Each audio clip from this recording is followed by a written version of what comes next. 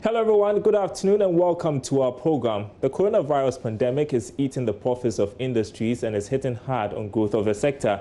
Many businesses are faced with the choice of either shutting down or finding resources to survive. Joy Business has been engaging industry players in the forum, and we are asking, on the track to industrialization, will COVID-19 provide the catalyst for self-sufficiency? Well, handing you over to Odilia Ntianwa, who is moderator of the Joy Business Industrialization Roundtable. Discussion has become necessary for us to look at Ghana's preparedness for self-sufficiency. So we'll do some digging into what the figures look like. And Ghana's ease of doing business figures currently stand at 118, down from 114. And then when it comes to the industrial sector, the growth that was actually going on between 2017 and 2019 has been a downward one. So from some 15% in 2017, currently to some 6.4%. In 2018, we were doing some about 10.6%. It means that the share of growth that industry used to really contribute has been undulating. I have come here today together with some able people from industry and of course some tax experts to discuss why we must be producing to save this country if we should have any serious consequences. With me to do the discussion from my immediate left is Seth Chum Akawa. He is the CEO for the AGI, that's Association of Ghanaian Industries. Then I also have Ruth Ejay. She's the director, Blue Skies West Africa. Then I also have William Kofi Owusu Damatia. He's a tax lecturer with the University of Ghana Law School. Then I have Michael Ifa. He's actually the Deputy Managing Director for Kasapreko. Welcome to the conversation. I would like to go straight into the discussion, and starting from you, Mr. Ifa. You responded swiftly to COVID when it came. Exactly what went into that? Thank you very much, Odile, and good morning to your viewers. Sometime in March, I think we recorded our first 2 cases of COVID-19, and along the line, a few days later, the president called industry leaders to discuss this challenge and what we could do to support the government. Our key raw material here is alcohol, and it's also key to the production of hand sanitizers. So we saw that it was an area where we could get into and support this fight against the COVID-19. So immediately what we did was to set some of our lines aside to get into production of hand sanitizers. We hadn't done that here yet, but we got into it. We have the expertise here. We have the raw material as well. So we quickly got into it, and we got into production of the hand sanitizers that we call the KCL hand sanitizers. We went ahead to also produce what we call the rubbing alcohol, which we can use to clean our tables and doorknobs and all that, just to prevent or minimize the spread of the infection. So that's how come we got into the production of the hand sanitizers. So virtually nothing changed on your production line. The same equipment, nothing really was tweaked, there was no investment. We didn't change anything. All that we did was to have the right pack size. We didn't want to make it too fancy. So you can see that our top is the twist type. So you turn it and you open it, unlike the others where you have the nozzle and all that. It's simple. I believe that in times like this, when you have to quickly get something out there in the market to support the people, you keep it as simple as you can and quickly get into the market. And we also kept it that simple to enable us get the price right out there, so that everyone out there would be able to buy at least a 200 ml. which goes for just 6 cedis for a bottle, which can last you for, say, a week. And it's interesting the way users out there have overcome, if I should call it, maybe a challenge with the bottle, the top, the opener. So they just pinch a pinhole on top of the cup, and then you press it, and it comes out neatly, and you can actually continue using it over time without spilling. So that's how we didn't really change anything on our lines. We just went into it, and then we got it out there quickly as possible. We want to find out from AGI, Seth, how has the industry responded to the needs that have come? This is just Kasapreco's singular case. What's the general response like from industry sector? Well, thank you very much. I must say that industries have responded quite positively. Those who have the capacity and those whose activities relate to that, they quickly organize themselves to be able to support the government cause. I know that a company like ABL is also producing hand sanitizer. We have cosmetic industry. In fact, when it happened, just before the meeting at the Flagstar House that he mentioned, AGI organized members who are into the cosmetic production, and a lot of them is a typical cosmetic product. So those who are not doing even so much of it suddenly increased their volumes once they got access to the raw materials.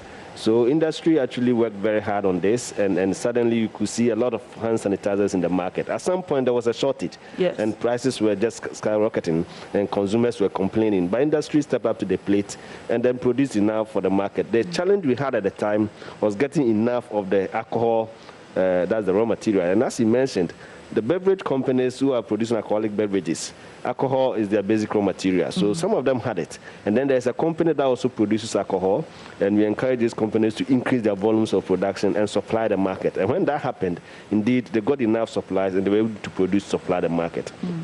But apart from hand sanitizers, there are other products that industries have also stepped up quite strongly. The PPEs, for example, today we have quite a number of companies that are supporting government efforts, are producing the mask, are producing the other protective clothing that we have. So I think we've done quite well. The expectation initially was that we're going to be importing everything. But suddenly we see that Ghanaian manufacturers are able to step onto the plate and are producing the PPEs locally. And I think that is quite encouraging and massive. When you take a look at the ease of doing business from the World Bank, like I indicated earlier, we dropped our rankings from 114 up to some 118 currently. Some of the issues that have been mentioned has been tax. Other issues that have been mentioned, well, that is quite positive, is our quick delivery of electricity. It means that we actually get to work when there is an emergency, but we cannot just have this firefighting approach all the time. What would you say that for us is the bigger picture, looking at moving from this level? I think the bigger picture is having a strategy. As you said, you can't continue to firefight. You don't wait till the problem comes to your doorstep and then you make effort to resolve it. So you need to have a clear strategy. And it is even becoming more critical under the Continental Free Trade Agreement, where Africa is opening its doors for us, and we're also opening our doors for Africa. So it means that you need to have a clear strategy.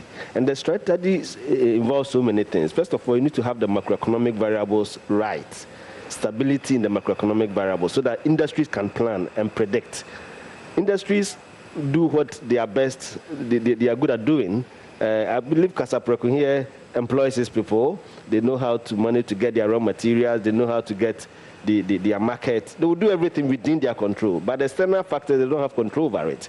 So let the external factors be fixed by government so that the environment becomes predictable. The next thing is that we need to have our cost of production in reasonable levels, because we are competing with other countries. If cost of production is high, it doesn't make you competitive. No matter how hard you work as an industry or as a company, if your cost of production is high, for example, if electricity is high, if you are borrowing at very high cost, you know, and you don't have access to the medium to long-term capital to do expansion, these factors within the business environment has to be right. And if they are right, industries can step up to the plate. And it all involves strategy. What is government strategy for industrialization? I think that is very important to always discuss. And I believe the introduction of various schemes and programs such as the One District, One Factory, we're all aiming at doing that. We can assess its impact, but generally speaking, strategy is the way forward. You have to have a clear strategy, and the strategy should be looking at how you support your industries. You don't think the transformation agenda is a good strategy? The 10 points transformation agenda? Yes, it's definitely a good strategy. It's the implementation of it that we always have to look at, and how government is committed to it, but the strength of the commitment will be determined by so many factors which we can assess. So I would say that you need to have a strategy, and the strategy must work in a way that brings people up and produce for your market. We will get into the strategy. Yes. Ruth, you transcend borders, and you definitely hear from your colleagues in Ivory Coast, which is doing better than us when it comes to our ranking for the ease of doing business. They currently are at 110. Tell us how the Ivorians are also taking this COVID compared to us in terms of strategy in industry. When it comes to all the challenges we are having now with the COVID, I think the French-speaking countries in general reacted quicker than the Anglophones or Ghana to specific, because I was in Benin when it happened. And they didn't give any notice at all. They just closed the borders. I mean, that tells you how serious they were in trying to curtail the issues. But when you come to the agenda of the improvements there, I mean, this one country that has been so serious, they've come to Ghana several times to understand what we do in Ghana. They visited the site to understand what free zones, as some of the acts that the government has in place, is doing to be able to replicate that in the country. And they've taken this a step further. So this is actually luring most investors from the country into the West African countries, specifically the French-speaking countries, Ivory Coast and Benin specifically. And when I talk about not just the free zones, but how we do business, how serious we are, the commitments from the point of view of the government in supporting the industry. What is government doing to make sure that what is currently existing is sustainable? And when they are going to the 10 points that they have, to be able to make sure that people have the confidence and not lose that trust that you are around and things are not going as expected. So the challenge has been what people expect that is not happening, and what people have been promised that is far beyond what they've studied in Ghana and what they are prepared to give out there in the West African countries, specifically Ivory Coast. And to all of you, when the COVID, we started recording the numbers, some industries already have been asking for some tax cuts to be able to stay afloat.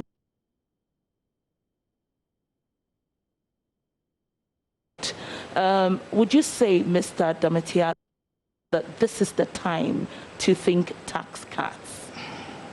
Thank you very much. Now, I would say that looking at taxes and how you implement is a balancing act. If you look at the statement the Minister of Finance presented to Parliament, he essentially said that they are projecting, or as of now, imports have been reduced by about a third. And government is projecting that they will be losing about 800 million Ghana cedis in import duties for the rest of the year. If you look at domestic taxes, that is other than oil-based taxes, government is estimating that they'll be losing about 1.4 billion Ghana cedis. When you add the two, you're looking at about 2.2 billion Ghana cedis of tax revenue being lost.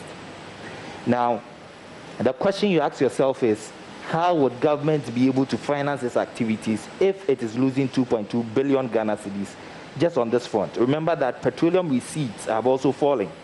In the budget, we estimated that petroleum will sell, or a barrel of crude oil will be about $62 now it's way underwater.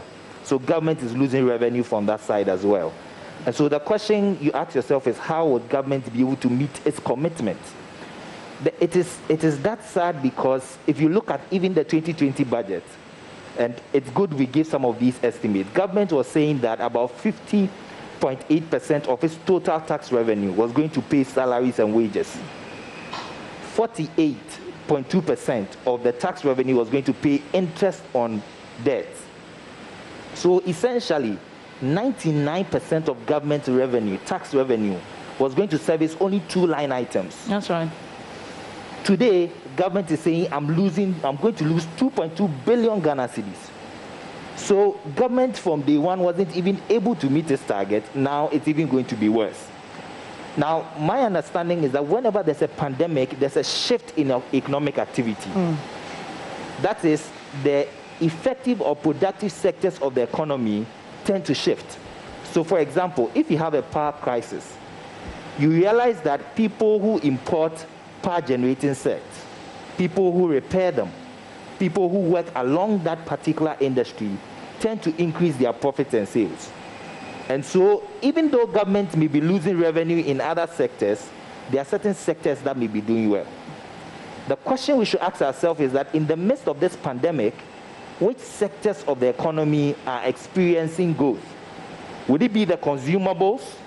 If it's the consumables such as those in the trading industry, the question is, do we have a system in place to get our fair share of taxes from them?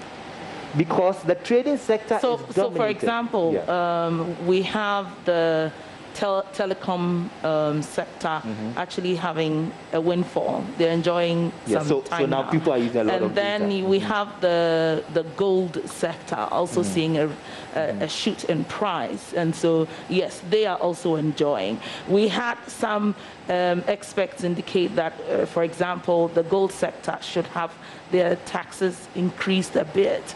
That will be up to you. I always find it difficult to say the first step of increasing revenue is to increase the tax rates. Because we have to do an analysis to see the impact of the increase in the tax rate on the general economy. You may be looking at profits rising, but the question is whether in taxing those profits, you are not denying them the after-tax profits they need to expand. Because remember that in any crisis, some people may lose their jobs, and they may have dependents. So you create a dependency within the economy. So now people will be relying on others who are already working to earn more to be able to feed and look after them. So you don't want to create a system where, because the profits are rising in one sector, you overly tax them, you suck out all the money from them, and then the sector in itself also starts to weaken. So my advice is that if we see a particular sector experiencing growth, we must put in place mechanisms to ensure that they are paying their fair share of taxes. It doesn't necessarily mean increasing the tax rates, but finding out whether, according to the existing tax rate, they are generating the sort of income that we expect them to do. So I think that is what... Tell me, industry people, you have had... you've been enjoying this. This has been a good time for Casa Precon. All the publicity, all the hand sanitizers at this time. What sort of rebates or what sort of package would you propose that government sort of gives industry to help them to be able to produce, to stay afloat, or to even do more, to expand in these times? First of all, it's important to make it clear that we've got into sanitizers production, but it is kind of a minute part of our total business.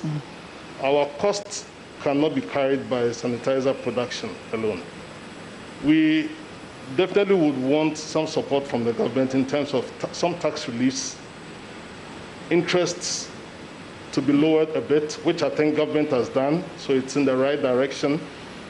We definitely would want some stability for effective planning when it comes to Forex and others, because if it's volatile, it becomes a bit difficult to plan for it. One big challenge is as well electricity.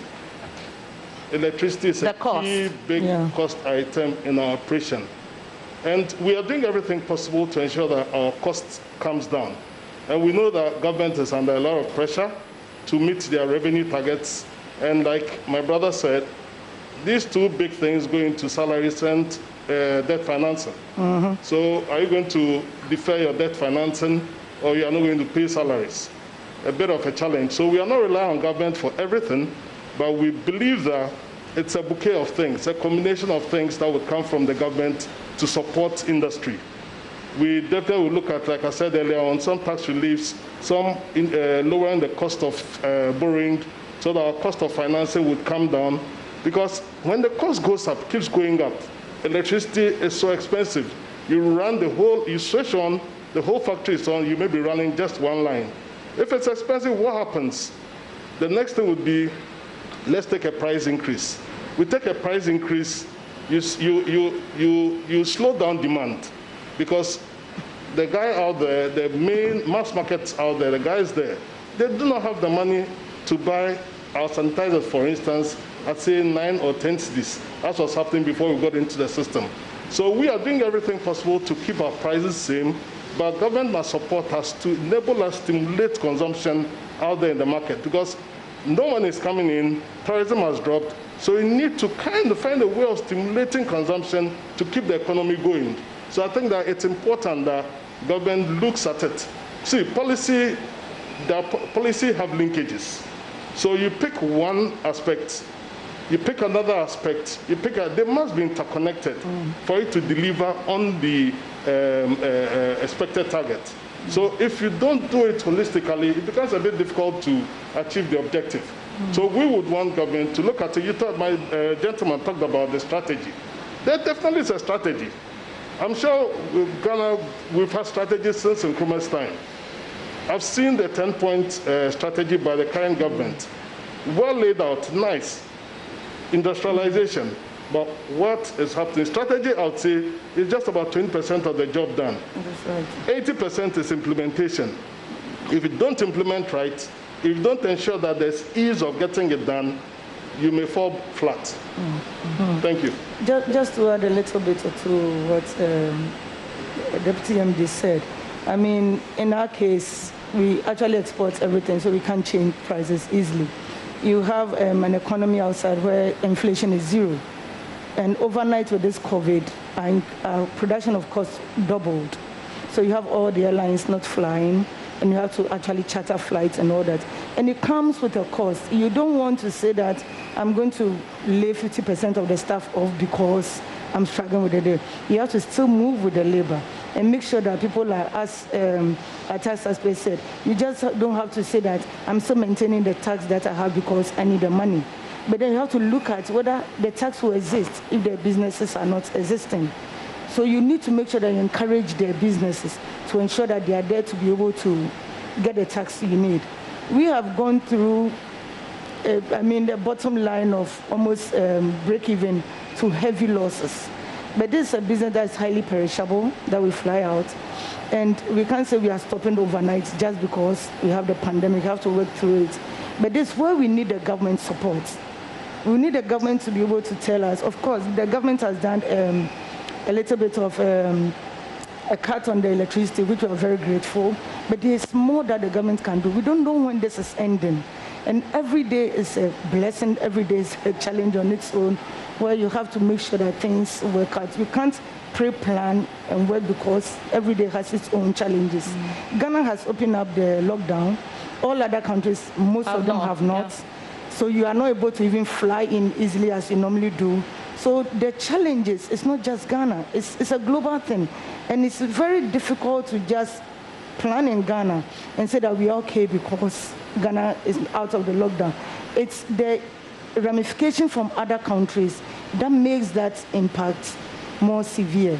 So the government's support should go beyond just the cuts. Of course, I mean, if you are looking at only the two places, paying salaries and financing debts, and then we have a problem. And it's not just about the 10 pointers, as we are all aware. It's about what you have that you make it sustainable. Then you move forward with the You've been writing. You were supposed to release your business barometer first quarter of 2020 until COVID set in. Tell us what had been some of the challenges that businesses had been talking about. I don't think it has really changed. So every quarter, I took a look at your last quarter, December, the issue for large companies like Roots and Casapreco, that's Blue Skies. You tell that the issue of electricity, the volatility of the currency have always been the top issues. So what was going to change this year? Well, as you said, we couldn't predict that much that this was going to happen. So the trend has been the major top five or so challenges are reoccurring. Electricity is always related matter. Exchange rate volatility is also an issue. Access to finance and cost of finance has always come up. Sometimes cost of raw materials, because we import a lot of our raw materials. So these factors of production are critical, and they seem to be the major challenging areas for a lot of industries. So we really were not expecting significant shifts because there hasn't been major changes in the system. But the COVID situation has thrown everything out of gear, and for that reason, today people are looking at it from a different angle. Now, but on the question of the reliefs, I think that we need to really be careful and study the system and see how the reliefs are applied. First of all, the comment on the government revenue, on the tax issue. It is very true. Government is not getting enough revenue. But if you look at the plan, in spite of the fact that 55% or so was going to go into salary by government budget, the rest going to pay into interest and all that, we still had a plan that this was going to be the year of roads. It means that government has some resources which is going to be deployed to do several other things. At this particular moment, we need to look at policy shifts. We need to look at our expenditure pattern. We probably will have to shift our expenditure to areas that are critically important. And then, so some other areas will suffer.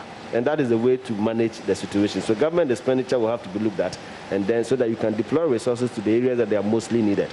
And in doing so, I strongly believe that the industry sector is key, and it's one area that we should look at. And even in the industry sector, you have to do further analysis, because there are those that have been severely affected by this COVID situation. That's right. There are those that have been moderately affected, and there are a few areas that have even gained, you know, as we just indicated. Maybe you can share with us who is most affected? Well, I think that if you look at the hospitality industry, most affected, definitely. Most affected, you know, aviation, hotels, they are all virtually down. So those ones are heavily affected. And for industries that are exporting, they have a challenge now to export. Even if you can produce, you cannot export. There are those that are depending on raw materials from outside. At this moment, getting the raw materials in is becoming a big challenge, so they can't even produce. So those industries are also affected. Those that have gained a bit are those producing, you know, basic equipment for the COVID situation, the sanitizers and all that. But we also noticed that those who went into the sanitizers, as he said, that's not their core business. It's maybe a very small percentage, minute part of it. So the fact that they've gone into it does not mean that they have suddenly become rich through. Some of them are not making any profit out of it. It's just for the sake of supporting the development. So we need to look at it and package the assistance in a way that addresses the needs of the various groups. I think that is very important.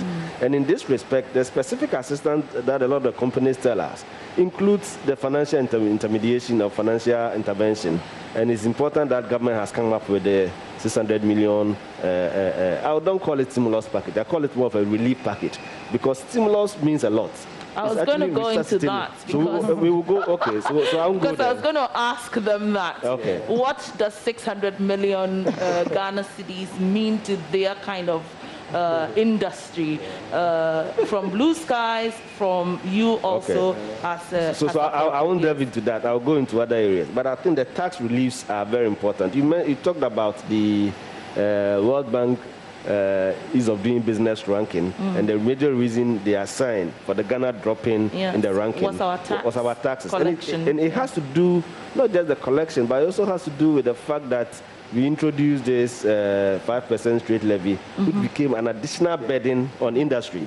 So it meant that 5% more of their costs could not be recovered. And that had an effect on industry. So definitely that has, and then there are other areas that we call government procurement, for example. We will delve into all of that, but once you mentioned this particular issue relating to the tax and the separation, I want to find out from William, well, why did we do this in the first place? And it looks like it's really having such a consequence on us. This decoupling of national health insurance and then get fund from VAT, it's a very thorny issue. And whenever I speak about it, I'm quite careful because you end up stepping on a few toes. I think the understanding from day one was that they were all supposed to work in the mechanism of VAT. What is VAT? VAT is simply value-added tax. So it simply means if I buy an item or I produce an item and I increase the value, the tax is imposed on the increase in value. Now, the mechanism within which the VAT is implemented is what we call the invoice credit system. It simply means that if I go and buy an item and I pay VAT on it, if I sell the item and I collect VAT from my customers, I must deduct the VAT I paid on my purchases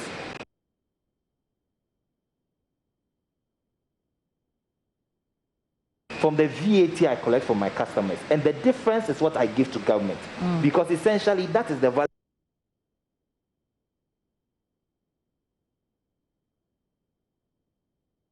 increase. If you look at it critically, the difference between my purchase price and my selling price is the increase in value. And that is what the tax is imposed on. So that was how it was working, I mean, generally, for all of us being the input-output mechanism. But somewhere, I think somewhere in 2018, government had a bit of a challenge in raising revenue. And so when government had that challenge, government said that, okay, fine, there's a way we can look at raising revenue. What do? Let's make some components of the build-up a flat levy. That is, if it's a flat levy, then it simply means that you do not have to get the benefit of deducting that 5% that you paid on your purchases. For people in industry, it's a lot because depending on their purchases, it's a lot of money, which increases their cost. And so that is why those in manufacturing said that that is a huge cost that is coming to us, and therefore government must look at it. I agree to a large extent that that is a cost that shouldn't have been introduced because we ended up increasing the cost of doing business for industries or manufacturing companies. And we've never found a way to be able to ameliorate it for them. And so even though it's bringing government revenue, it's creating a lot of distortions as far as the price build-up and cost build-up of manufacturing entities are concerned. And whenever they raise a concern, I agree that it's a cost that government must look at. There are other ways we can look at raising revenue than doing that decoupling and making VAT NHIL a flat levy and saying VAT should also run as a flat levy. Because as of now, the VAT rate, effective rate is 18.125. It's not 17.5 because the 12.5% is imposed on an amount that includes the 5%. So the VAT is actually 13.125, not 12.5%. And so whenever industry makes that argument that it is a cost that they don't want to bear, I agree. Government must take a second look at it. But in the era of COVID, I wonder whether there will be that political, and economic will to be able to go back to the normal order where VAT and NHIL does any of you want to share your experiences with how VAT is being charged now? Not specifically on that, but I don't want us to lose the earlier point that you raised, which had to do with the stimulus package. Okay. I think that, see, I'm not too sure whether the 600 million is the right number, but definitely there should be a stimulus package that would ensure sustainability of business industry. Remember that there was some stimulus some time ago that was about 50 million when we had the problems with electricity. That stimulus has already gone. We're asking government to give us another stimulus in these times, and that was just about 2 years ago. Just like Mr. Domatia is saying, within these 2 years, what has government built us in terms of reserves to be able to do a huge stimulus again for industry? How is this applied? How does the stimulus apply? Yeah, I think that's it. At the end of the day, my point is that we need support in tax reliefs and interest rates and all that. But I think that there must be a deliberate plan, strategy to ensure that businesses stay afloat. We need to create big and large companies in this country. Once you create these big, large companies, for instance, we may not get into, Casapreco may not get into production of PET bottles. We get another company could be set up to get into that, and we'll feed off the big companies. I think it's important that we put some money into R&D, research and development. It's key. See, whatever money we want to spend as a stimulus must be aimed at ensuring that these businesses are around and will stay in the next 100, 200 years.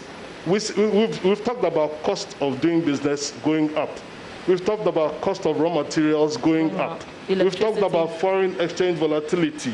How can we ensure that we understand our raw material content very well so that we can have substitutes produced locally here to enable us buy everything locally? I bet you that we would have reduced our cost of doing business, and our prices of goods would also be kind of stable. So I think that there's a lot that we can do. I think that we should just look at R&D and spend some money in that area, and then bring our imported raw materials down significantly. I think that would help us. So the 10-point strategy, transformational strategy that government put together from 2017 downwards, just read it out. You guys may be able to pick one or two that you think we would want to discuss, but looking at these COVID times, do you really think that these 10 points will still stand, and where do you think we should review? So the setting up like a national industrial revitalization program, the one district, one factory, the strategic anchor industries, industrial parks and special economic zones, development of small and medium scale enterprises, export development program, enhancing domestic retail infrastructure, business regulatory reforms, industrial subcontracting exchange, and then improving public-private sector dialogue. Would you take, for example, business regulatory reforms? Okay. Now, if you look at the business regulatory regimes, generally, if you look at how our regulatory regimes work, apart from setting up the company, which is under the Companies Act and under the Registrar General, there are two main entities that superintend over businesses: the Ghana Investment Promotion Center, GIPC, and the Free Zones Board, or the Free Zones Authority. These are usually the main business hubs that are supposed to, from government agencies, that are supposed to promote investment, manufacturing, and other items. The question is whether, over the years, we have had enough intervention from these sort of regulators to be able to stimulate the sort of growth that we need. I know that, for example, Blue Skies is a Free Zones company, falls under the remit of the Free Zones Authority. There may be a number of things that Blue Skies may want Free Zones Authority to do for them, so that they can reach out, expand, and go beyond the borders of Ghana. Ghana becomes the producing center for West Africa and at large. Let me just provide a little information, okay, then you can continue from there. So, for example, on the GIPC website, they have some tax inventory, tax relief inventory, sort of, so that it sort of gives you a general overview of the kind of reliefs you can get if you want to invest in Ghana and which sectors those reliefs come. And so will that not feed into some of the things you expect that GIPC should do, for example? Yeah, so GIPC provides information on some of these things. If you look at the GIPC Act and you are registered under GIPC, for example, if you are importing plant and machinery which is not zero rated, they can liaise with the Ministry of Finance to provide you with that. But it goes beyond just providing the information to actually providing facilitation. Because most of the problems that industries face is because they are not able to get the necessary facilitation from the various sectors. There are conflicts sometimes when you see the laws interact. Some regulators fight for turf, and the business ends up suffering. Everybody wants to flex its muscle. And so that is the difficulty.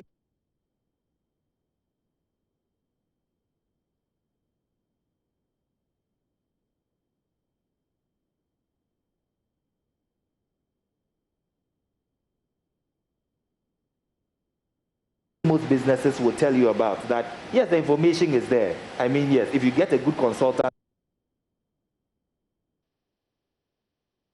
even if you go to most of these consulting work,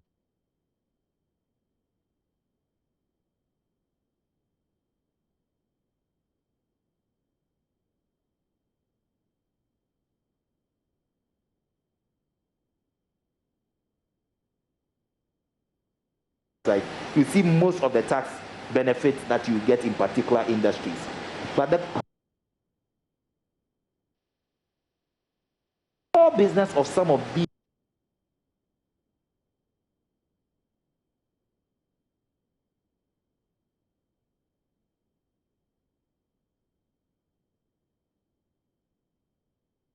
regulators is to ensure linkages between the businesses and other sectors of the economy. So can JIPC start looking at, and again, over here I'll be increasing their mandate, looking at ways of partnering with some financial institutions to provide some financial benefits for people who are registered under it? Can we have a sort of system where JIPC or some government entity can create some sort of guarantee for certain entities because of the way they have been operating over the past, so that they can get cheaper lines of credit? Those are some of the things I believe we can begin to think about in trying to help and facilitate businesses to grow. Because the information may be good,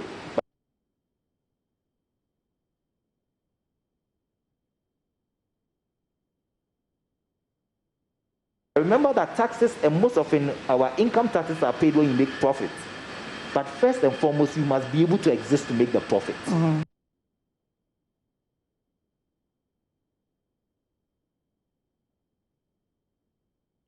If the necessary mechanism is not in existence for you to make the profit, the corporate tax rebate you are giving me is of no consequence, because I cannot even exist in the first place. So these are some of the things and conversations we should begin to have. Yes, they are doing well, but they can always do better for the Ghanaian business to grow. And as he said, we need huge and big-time industry that can lift the economy up. Because no developed country has been able to pick up without having businesses that are huge, that can drive the economy as it goes along with it. And so that is what I think we should be looking at. I've been following Blue Skies for years now. I remember when we had conversations on Blue Skies wanting to move to Ivory Coast, and that conditions in Ivory Coast were better than Ghana. From these points that I've mentioned, what could Ghana have done differently, for example, to have another factory erected in Bolga or in Western region, for example, and not the Côte d'Ivoire? First of all, a little point of correction. We actually set up in Benin now. We have a pack house in Ivory Coast. And before we set up, and that's when a few years ago we started having this unexpected corporate tax change without the involvement of the stakeholders from 0 to 8 to 15%. And when we realized that, we had a few meetings. It was, just to put it bluntly, pushed down our throats. And it's one of the things that we've been trying to tell the government that, look, as a business, when you are coming, you come with a set of rules. You come in with, you come having a policy, and you decide whether you go into the local, as a local company or as a free zone company. And when you decide, you move with that. But along the line, when the policies are changed or the goalpost is changed by the government, it becomes difficult to see your future in the next 5, 10, 20 years. So you start advising yourself, and that's exactly what started happening. We try to meet most government officials, we try to meet free zones authority just to ensure that they understand some of the predicaments, because you can't plan for a sustainable business for a decade, 2 decades, then along the line something changed, which doubles your taxes. So this is not something you've planned. So automatically it slows down all your growth and all the sustainable things you want to do. Blue Skies employs more than 3,000 people. It's almost impossible to be able to wipe out the elite because it's highly perishable, to be able to still be sustainable.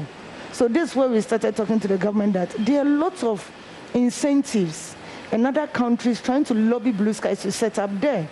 And this is why I was trying to make the point of all the free zone acts and policies that we have, all the government policies, where other countries come here to study what we have, they go back and they actually improve what we have in Ghana. So what did Benin have that we Benin didn't has have? lifetime free zone status.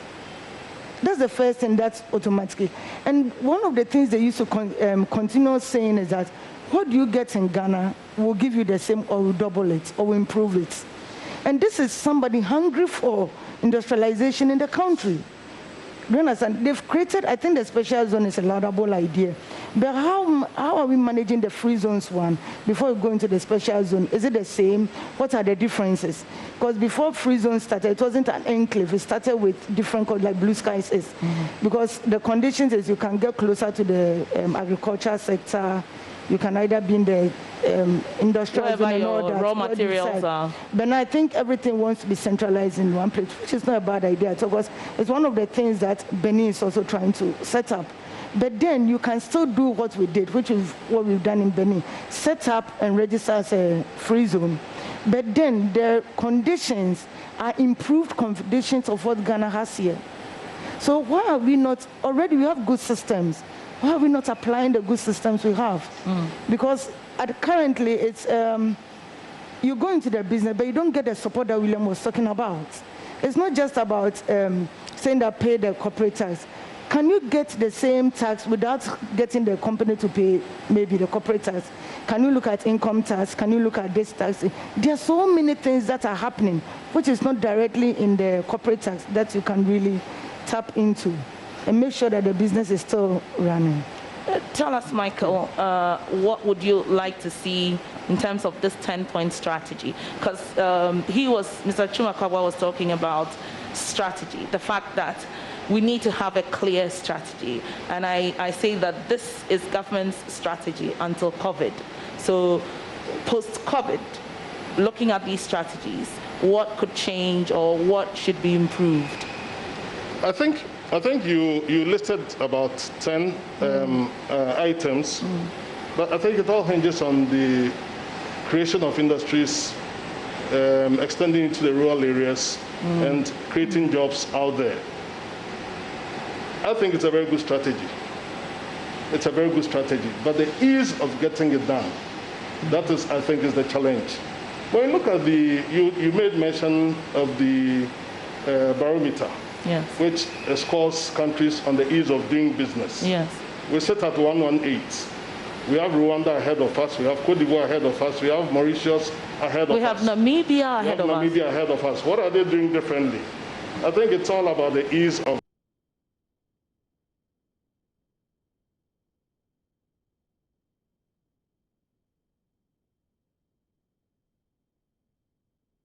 getting it done. If I want to export to West Africa, how easy is it for me to get in there? If I want to import, how easy is it for me to get it? I think that we need to evaluate all of these things, review them, and make sure that it is practical. It is like building human capital. Give them the right training, prepare them to take on the jobs that would take care of the expanding industries. So we at Kasapreko, we have a factory at Tanoso in Kumasi, yet to commission it, but we are looking at employing about an additional 200 people. But when you talk of direct and indirect jobs for distributors and suppliers, we're looking at about another 2,000 people total because we have targeted to recruit about 170 new distributors in the northern sector, and then all these guys come with their staff, and then also you have outlets that also depend on them. We are doing all these things to support, but we need that support that would enable us get there. I've gone through the 1D, 1F document through several times. It is a wonderful document, but it is about how easy it is to implement and get all the reliefs out of it, to enable you go out there and then get it done. I think that's what I would encourage policy makers to look at. Seth, I'll give you the last word on that, but quickly to announce that we will be going to the markets. We'll also be joined in by KPMG with the rest of the discussions. And then we will also be joined by some inventors to tell us what sort of inventions we should quickly be looking at to make sure that we really have a strategy, we really have a way of going forward as a country. And so this is going to be an interesting discussion. So tell us, you've summed up everybody's submission, I'm sure, since you're coming from AGI. And then, of course, you have some other inputs from others who would like to see some change. Yeah, I think the question you asked was whether the 10-point strategy is still relevant for post-COVID. Yes. And I would say yes. A lot of the issues that have been mentioned or indicated there are still very relevant today. They talked about the policy or the regulatory reforms that was supposed to take place. It has to do with a lot. It has to do with the involvement of the private sector in developing policies that governs businesses. And I know that in recent times, there has been some policies that have come about. For example, the insolvency law has just been passed. The new companies code also has a lot of things to do with the business environment and all that. But I think the critical part of it is also the establishment of the public-private dialogue platforms so that there's constant engagement. All this has to do with the 10th point. Yes, because when you're coming up with a new policy, you have to even do what we call the regulatory impact assessment to project the potential impact of that policy on businesses before you implement. That's true. All these are very important. And if you don't have it as a strategy, you will come up with a strategy that does not gel well with industry and it become counterproductive. So therefore, post-COVID, this is very important. The other aspects of the 10-point strategy, the export development, you cannot say that export development is not important today post-COVID. It's even more critical because you also need to be able to access other markets. And I mentioned the Continental Free Trade Agreement that has come up.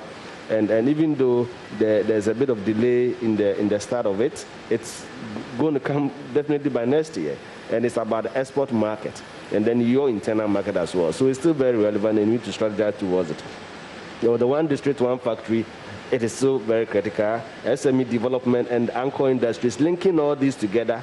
So, but the bottom line is that all these measures that governments have put in place are still very relevant today. But the critical question, and that has been asked, and I think a lot of my colleagues have commented on it, is the effectiveness of implementation of these policies and strategies. I think that is where we must get it right. Now, at this particular moment, I think the issue of industrialization has even become more important at this stage because it is not just a commercial issue. It's not just job creation issue. It's also a national security issue. Yeah. When, as you said, India closed their doors and all the other countries were saying that nobody should come into our country. If you're unable to produce certain essential products locally, how are you going to fare as a country? So it has even gone beyond commercial and business and job creation to national security issues. And therefore, we should take industrialization very seriously. And this strategy that we put in place, for me, if we're able to implement them very well, with the spirit behind it and the involvement, I'm sure we'll get somewhere. At first, India was on the ease of doing business. India was really way behind. And then that was in 2015. There were about 130. Then India set out a strategy to move from 130 to 50 position, and they are currently at 63, just within 3 years. Now, this is what India decided to do. India's commitment to reform and to demonstrate tangible progress. In 2015, the government's goal was to join the top 15 on the Ease of Doing Business ranking. The administration's reform efforts targeted all of the areas measured by the Doing Business indicators, with a focus on paying taxes, trading across borders, and then resolving insolvency. You mentioned the insolvency, you have mentioned the issues relating to taxes. They have all indicated that if what we already have is not working properly, we have not tightened it up, and we keep on adding more taxes, one day they are just going to struggle out of suffocation and they may not exist anymore. How do we make sure that we tighten what we currently have so that it's not just about making the people who constantly pay the tax pay more, but the thing we've been touting all these years, widening the tax net? Okay, thank you. Now, the problem we have in Ghana and most developing countries of not being able to raise enough tax revenue is attributable to two things. We have a difficulty identifying all our taxpayers, and we have a difficulty tracking the income that these taxpayers make. I always say that if you cannot track the income, you cannot tax it. If you cannot identify the tax earner, you cannot tax the person. And so the strategy that has been employed over the years, the deployment of the taxpayer identification numbering system, the formalization of the economy to ensure that people don't deal in cash transactions. These are all targeted measures, because if I walk to the market and I buy 3 tubers of yam and I give the yam seller 10 Ghana cedis, how will the taxman know that William purchased 3 tubers of yam and the seller has 10 Ghana cedis of income that that person must account for? If it is a cash-based transaction, it's very difficult to track. And so the idea of trying to build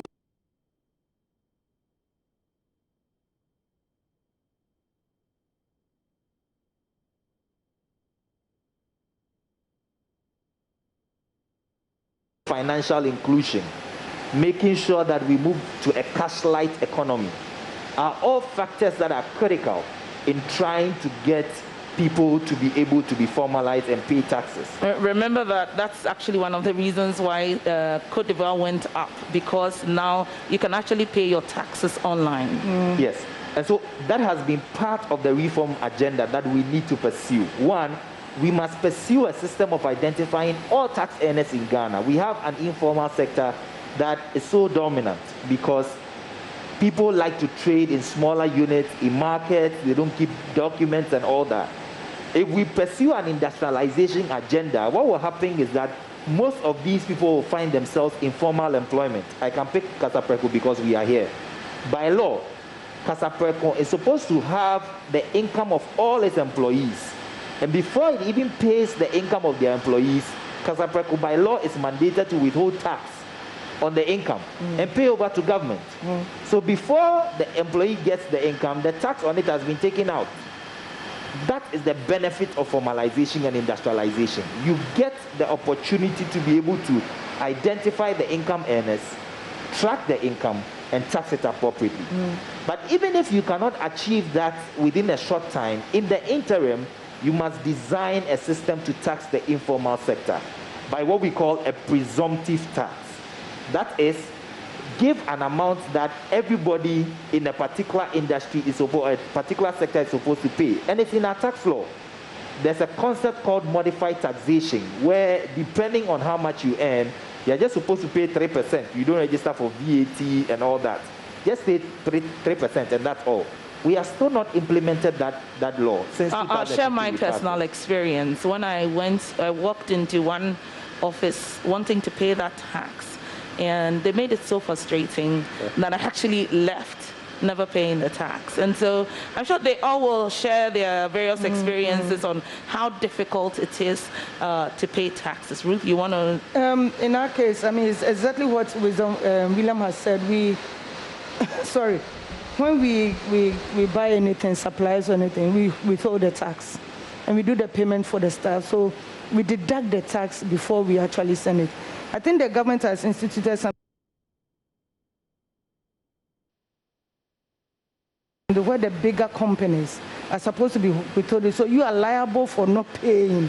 So the onus is on you, not the individual who is actually transacting with you. So we have to hold these taxes and pay to the government.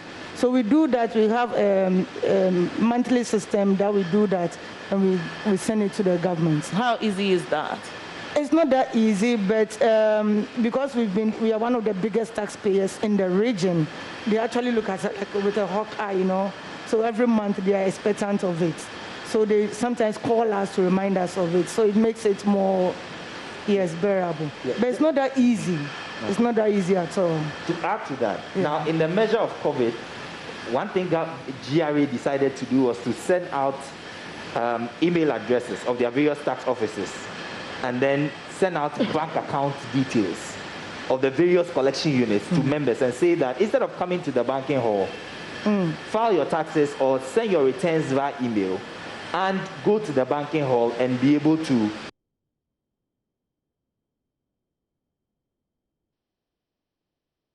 pay or even do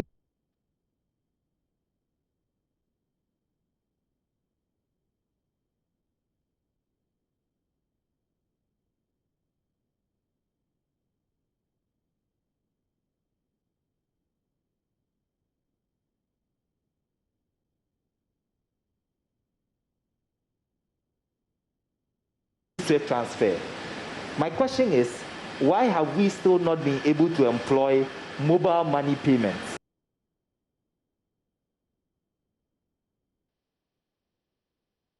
Yeah. Like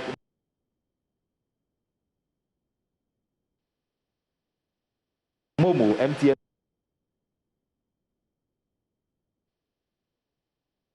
Momo,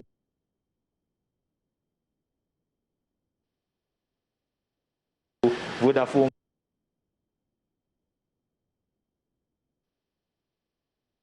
Cash, Tigo Cash,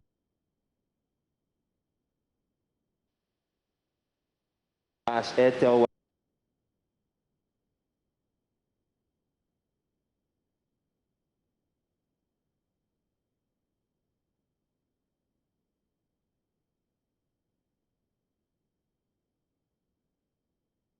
Whatever, to be able to pay taxes, because as of now, it is not a mechanism. And you see, for the informal sector worker, you should understand it.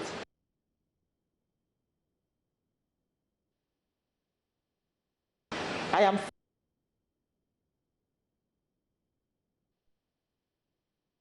selling tubers of yam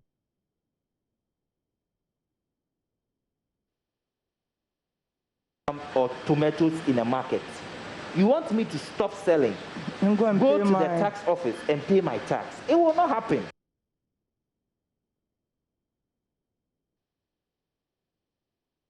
I won't do that, because the moment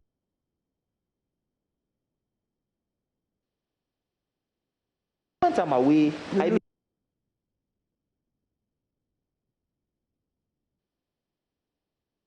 get somebody who may be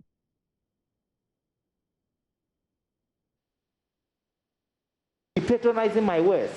But if I have a Momo number with a special reference number that is unique to me, and I can send the number using the Momo as I sit behind my wares, I can do that. So I've always advocated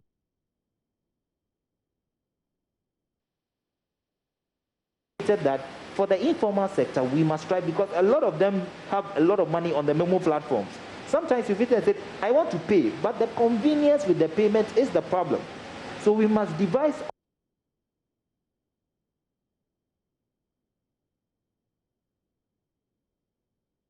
all means to make it convenient for some of these people. Not everybody wants to walk to a bank. In this era of social distancing, if I walk to a bank, there's social distancing. There was a day I walked to one of my banks. I went there, I stood outside, I looked at the people who were waiting to enter, and I said, William, you better walk away, because you spent 2 hours here. So why are you here in the first place? So that is why the online systems, the Momo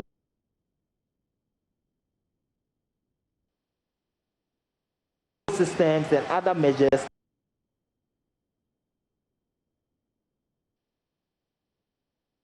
must be developed so that people can pay their taxes and comply with their obligations with ease. I commend GRA. They have started, but they need to do more. Yeah, and they need to be fast and quickly. In this time. Yes, because just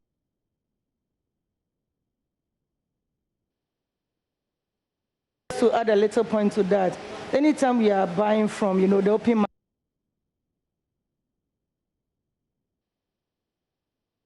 market, we call it, some are not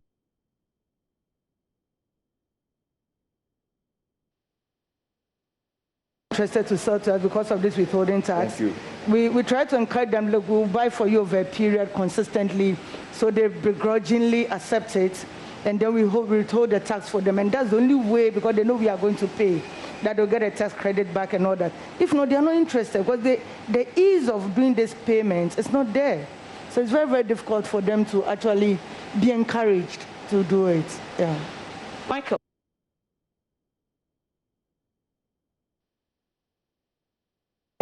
Yeah. If you were President Akufo-Addo today, COVID times, which sectors would you touch first in an industrialization transformation agenda? Where will you touch first?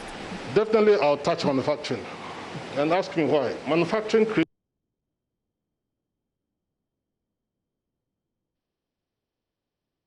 jobs.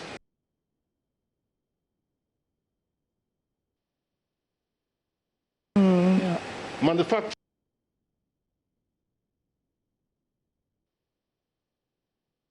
creates markets for raw materials grown locally. Yeah. I'll touch manufacturing.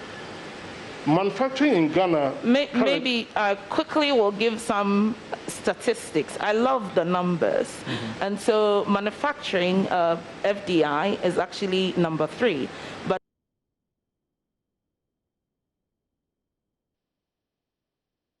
when it comes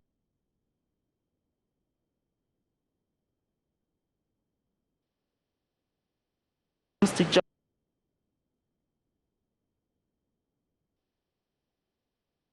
creation, manufacturing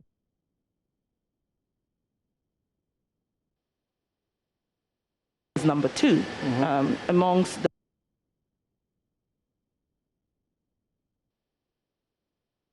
the top 3. The very first one is oil and gas, and then the mining sector. So you can go ahead. Yeah. So I'll definitely touch manufacturing because, like I said earlier on, it is going to create jobs. It will going to create ready market for the produce out there. You just have to be careful exactly where you would want to get into. Yeah. Is it agro-processing, where we know that our guys in the rural areas are mainly farmers?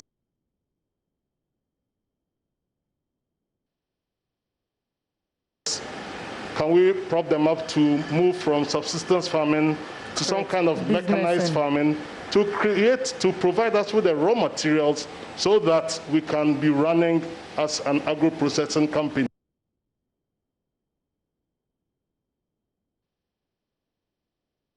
For instance, we could look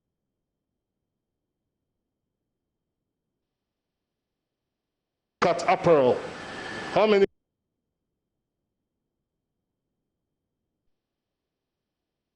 clothes do we import into this country all the time? Let's identify the areas where we're spending a lot of the foreign exchange, which is hard to come by, and let's ask ourselves, do you have a competitive advantage in the region? If we do, let's get into it. So I would put my investment behind manufacturing.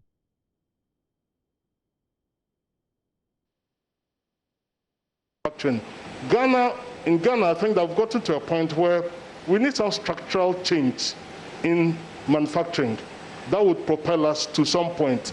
Look at the Asian countries, where they started from. They looked at all these things, including manufacturing. They looked at a strategy that would deliver on consistent GDP growth over about 50 years. That is the only way you can propel your economy where we are now.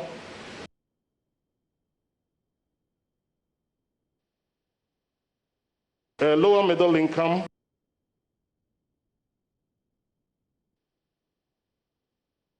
into, say, the upper middle income belt. we need to get into manufacturing, and we need to spend some money there. I indicated earlier that we need to spend some money on R&D to be able to come up with several options so that we can be smart in our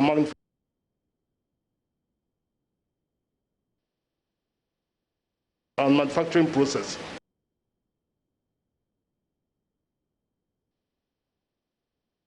If we get it right, I think that we'll be in a very nice and cool place. Sir, I'm sure government has been engaging you so far since COVID. What are some of the things you presented to government on behalf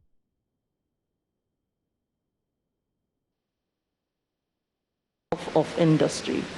Well, I mean, we've had different engagements and at different levels. We were strongly behind or supporting government in coming out with a stimulus package.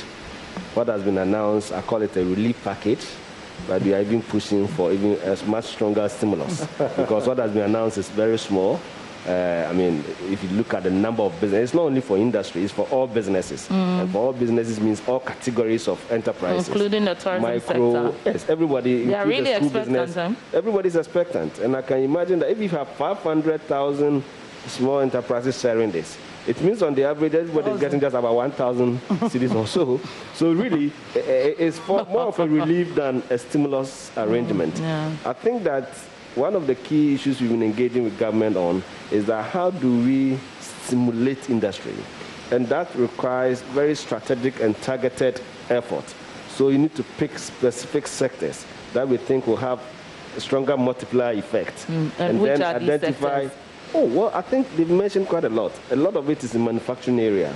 A lot of it is manufacturing area. The reason is that when you are able to improve your manufacturing base, one, you reduce your imports, you reduce foreign exchange that you lose. Two, you create a lot of jobs, and then you can also target the export market. The service industry can come along. When we had the growth in the service industry, you know, years back, agriculture was leading. At some point, service took over. But when we had the growth in service industry, manufacturing wasn't put along. So it means that the growth we had was not a job creation kind of growth. No. Do you get it? Yeah. When we introduced we started producing the oil and gas. Go and look at the statistics. Yeah. We started seeing growth generally. I mean, GDP growth. We even saw growth in industry because industry when you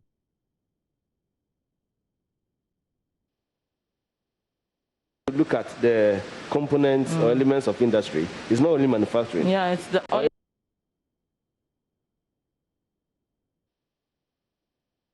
and gas, the electricity, the mining, all together. Yes. You started seeing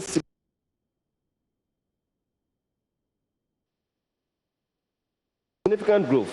At some point, industry's contribution to GDP was about 28% thereabouts. Meanwhile, manufacturing contribution to GDP was rather going down.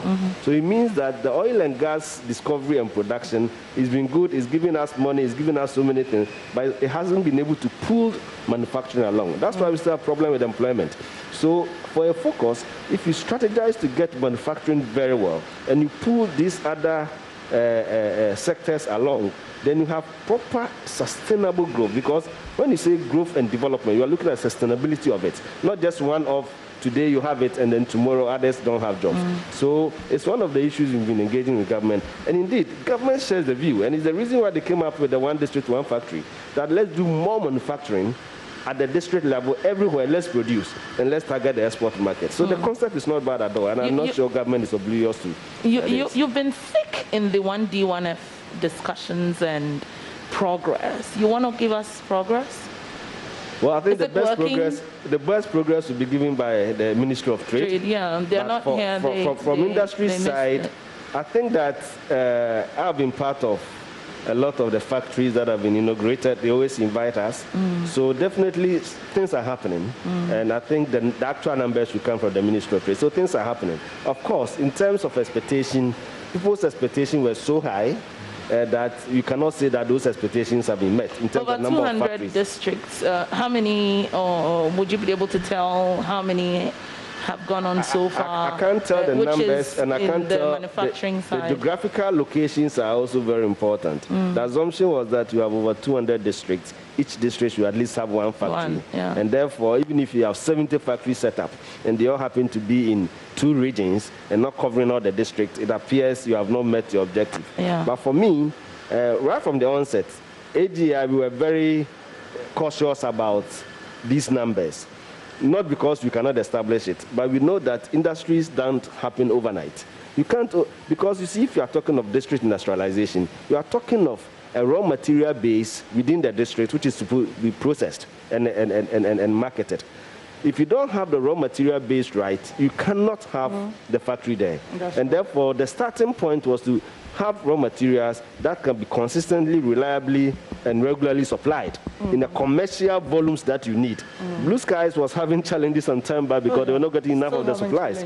So you cannot have a well-functioning factory in the district. And overnight, I think that you have a district industrialization. It doesn't happen that way. So you need to have all the linkages working. So for us, we had a modest expectation in terms of the numbers that will come. But somehow people thought that it would happen overnight. It wouldn't. So we are happy that at least some factories are being set up. And we need to get the right numbers from the ministry. But for AGI, we've been involved. And it's an idea that we solidly encourage. And we think that even if you've had challenges along the line, we should still encourage it. In doing this, though, we must look at the ancillary and the linkages that we've talked about, and then push in the right resources. I think that one area we've not done very well is the kind of resources that we need to have this industry set up. I don't think we've been able to give it that push. That is one big challenging area. Ladies and gentlemen, we've been talking for over an hour, and it looks like all of us want to take our masks down and breathe a bit and take a breather, and we'll take a commercial break. We'll be back.